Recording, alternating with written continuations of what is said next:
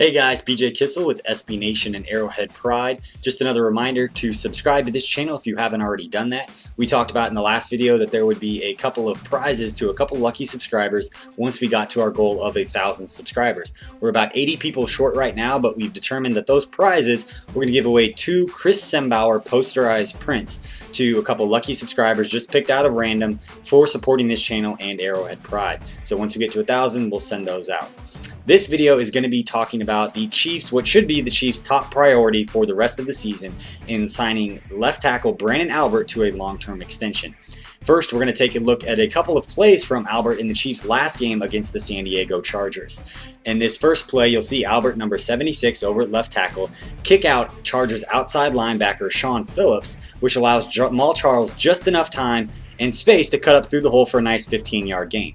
Albert has been the starting left tackle for a Kansas City Chiefs rushing offense that led the NFL back in 2010, and obviously the success that Jamaal Charles has had in his career has been when Branden Albert has been his left tackle, considering they both came into the league together back in 2008.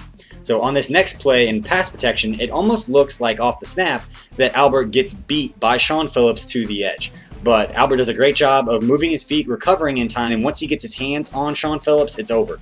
He has the upper body strength to clear him out of the hole and to let Matt Castle deliver the ball downfield. So 2 impressive athletic displays on that one play from Branden Albert.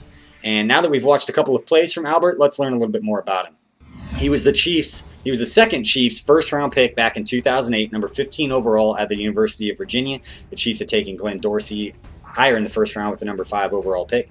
The Chiefs actually had the pick for Branden Albert in the trade with Jared Allen that sent him to the Minnesota Vikings. The Chiefs also picked up 2 third-round picks in that deal, and one of those they used on Jamaal Charles. So obviously Branden Albert and Jamaal Charles even more tied together than just their success out on the field. So, you know, out of the University of Virginia, Branden Albert has played guard at Virginia, which I know a lot of Chiefs fans have talked about, but he played with a couple of good ones. I mean, DeBrickashaw Ferguson, another high draft pick with the New York Jets, has done well in the NFL, and then Eugene Monroe with the Jacksonville Jaguars has done well down there. So obviously the University of Virginia has done pretty well at putting offensive linemen out into the NFL. And you know, Branden Albert back last year in 2011 was rated as the number 5 left tackle in all of football in pass protection, and the Chiefs actually averaged 5.61 yards per carry when running through the left tackle spot. So obviously did well in pass protection, did well run blocking, obviously a well-rounded left tackle that the Chiefs need to keep long term. So, in this season, he was an honorable mention mid-season All-Pro from Pro Football Focus, one of the top 3 left tackles in all of football this season after being one of the top left tackles in all of football last season. So, although he is in a contract year, he's shown over the last 2 years, and even going back to 2010 when the Chiefs led the NFL in rushing, he did well then too. So, he's proven it over 3 years that he deserves a big-time contract because he's a big-time player. And you know, the Chiefs are sitting right now with $26 million in cap room.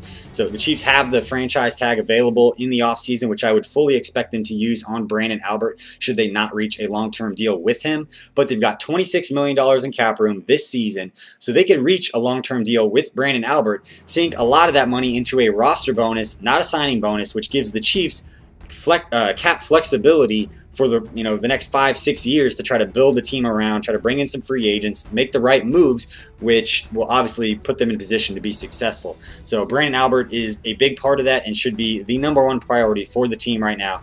They've got the cap flexibility right now.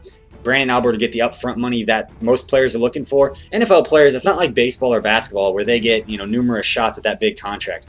NFL players get one shot at that big deal that they look for, that they've worked their entire lives for. They get one shot at it, and this is Branden Albert's time to get that deal. And the Chiefs need to reward that guy and reward him with the kind of contract that displays the kind of play we've seen at him for the last 3 years, which means he's going to get a lot of money. So you can expect a long-term deal with Branden Albert to be in the range of what the Houston Texans gave Dwayne Brown, what the Cleveland Browns gave Joe Thomas, and what the Carolina Panthers gave Jordan Gross. You're looking at anywhere between $10 and $12 million a year on a 5- or 6-year deal. So obviously we're talking about a lot of money. The guy earned it. You know, we've got to, most people would say the Chiefs are going to take a young quarterback. They're going to draft a quarterback in the first round this upcoming season, and that guy's going to start right away. you want that guy having a good offensive line, and especially a good left tackle. You bring in a young quarterback. You want to have him have some protection, and locking up Branden Albert is going to do that for the next Chiefs quarterback. So, on a quick side note, since we've taken a look at a couple of plays from Branden Albert against the San Diego Chargers, we're going to take a look at one more play. And granted, it's just one play, but we're going to take a look at what happened when the Chiefs' so-called possible heir apparent to Branden Albert, the Chiefs' third-round pick from last year, Donald Stevenson, got in the game against the San Diego Chargers deep in Kansas City territory, and you'll see what happens on the play. He gets beat around the edge, the sack fumble. Most of you probably remember that play, but that was Donald Stevenson's guy that beat him around the edge. And just another example of why he hasn't proven yet that he can take over as the starting left tackle. And I wouldn't feel real comfortable right now, based on what we've seen, with that guy protecting our first-round quarterback next year, or any other quarterback that the Chiefs have. The Chiefs need to keep Branden Albert. So for Arrowhead Pride and SB Nation, I'm BJ Kissel.